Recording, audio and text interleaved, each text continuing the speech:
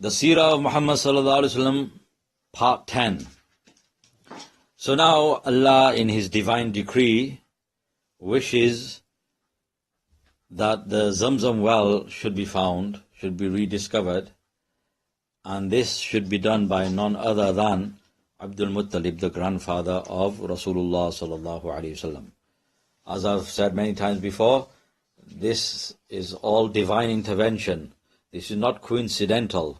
This is happening with the decree of Allah, and Allah Ta'ala is laying the foundation for the coming of Rasulullah sallallahu alaihi wasallam. Because whoever was to discover the well of Zamzam, he would become the hero of Arabia, and he would have immense honor and respect. So Allah Ta'ala chose none other than Abdul Muttalib, the grandfather of Rasulullah sallallahu alaihi wasallam. Because at that time Abdul Muttalib had eventually become the leader of the Makkah, and he was honored, he was loved, he had great authority and respect, but Allah Ta'ala wanted to enhance that even more. Allah Ta'ala wanted to elevate his status amongst the people even more. Now Abdul Muttalib, he had a great attachment to the Kaaba. He loved the Kaaba. This was from Allah also.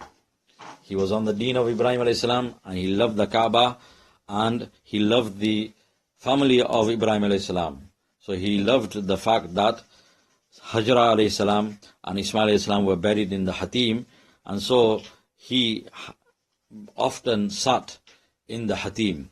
In fact, as a chieftain, he would have couches put out for himself. He would tell his servants to put couches for himself in the Hatim, and he would spend long hours sitting there in the burial place of Hajra alayhi salam and Ismail alayhi salam. And such was his attachment to the Kaaba that not only did he sit there during the daytime, but often he also slept in the Hatim. And people allowed that because he was a chieftain. And so, by the divine decree of Allah, through a ru'ya salihah, a blessed dream, and I've mentioned in previous series what the importance of dreams, good dreams are in Islam. Allah Ta'ala helps and guides and inspires through beautiful and true dreams, ru'ya salihah. And this is exactly what happened with Abdul Muttalib. One night he was sleeping in the Hatim, and in a dream he sees that somebody comes to him and says, "Ihfir barra," and dig the barra. He says, "Wa mal barra?" In the dream he asks the person, he says, "What's barra?" But the person, he leaves him, he disappears without answering. Abdul Muttalib wakes up and he's puzzled by this dream, but he knows that this is something special. He doesn't just dismiss the dream. And so he sleeps there again in the Hatim the following night. And the following night, by the divine decree of Allah, he sees a dream. The same person or angel comes to him and says, "Ihfir madhnuna." This is another name of the Zamzam well. These are all titles of Zamzam. So Abdul Muttalib says, "Wamal madhmuna." So the person disappears without answering. Third night he sleeps in the Hatim again. This time the person comes and says, "Ihfir tayba." Dig the tayba. He says, "Wamay tayba?" What is tayba? Person disappears again. Fourth night when he sleeps there, the person comes and he says, "Ihfir zamzam." Now, all these other names were not popular. So Abdul Muttalib, possibly he had no idea what the person was talking about. But he had been told ihfir, meaning dig. So he knew that it's something about finding something, but he didn't know what's going on. But when he said ihfir zamzam, maybe Abdul Muttalib had a better idea because he'd heard of the Zamzam well. So he asked, "Wama zamzam?" What is Zamzam? So he says, it's a well of water, such water that never runs out and never decreases, and it satisfies the thirst of countless pilgrims. So Abdul Muttalib then, he woke up from the dream, and then he knew exactly what he was looking for and exactly what he had been instructed to dig for, and he was jubilant, he was really excited.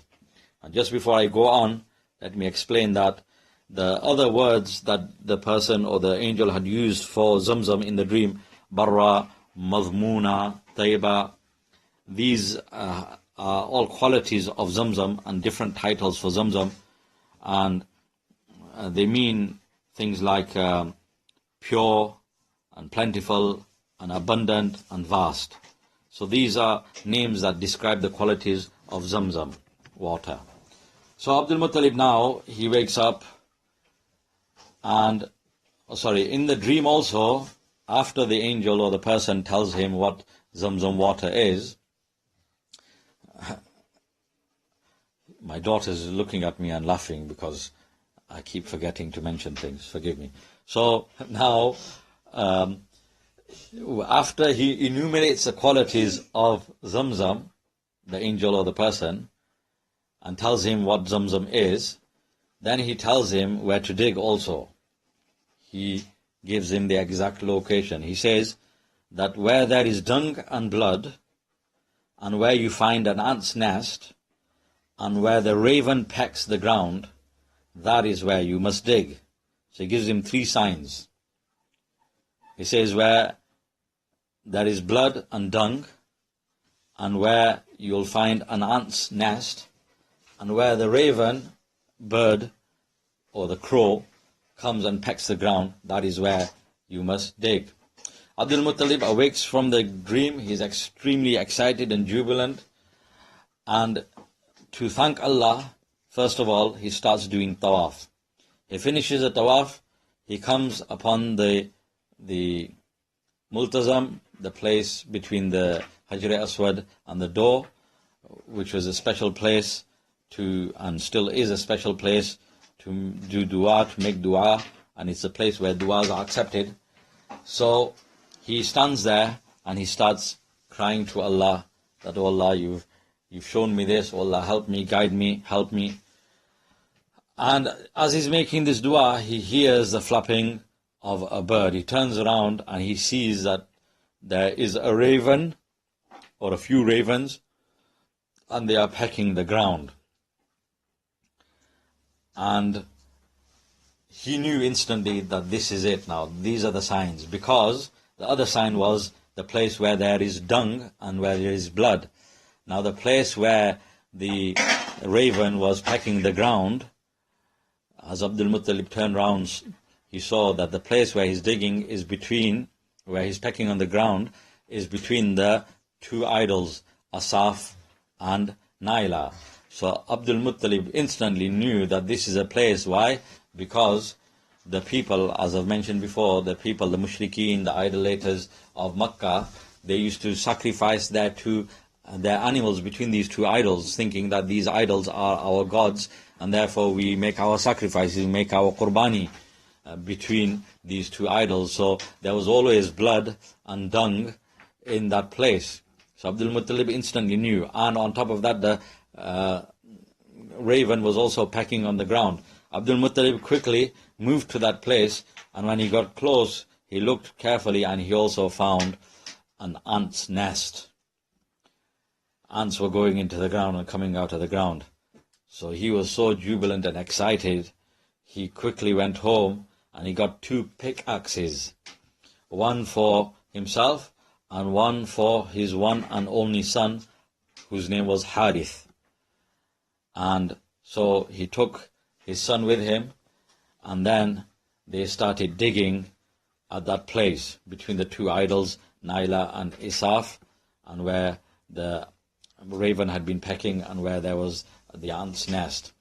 Now when they start digging early in the morning, the thuds of their digging, they draw attention. The houses were very close to Kaaba, so the people from their houses, they came outside and they saw that Abdul Muttalib was digging in this most sanctified area.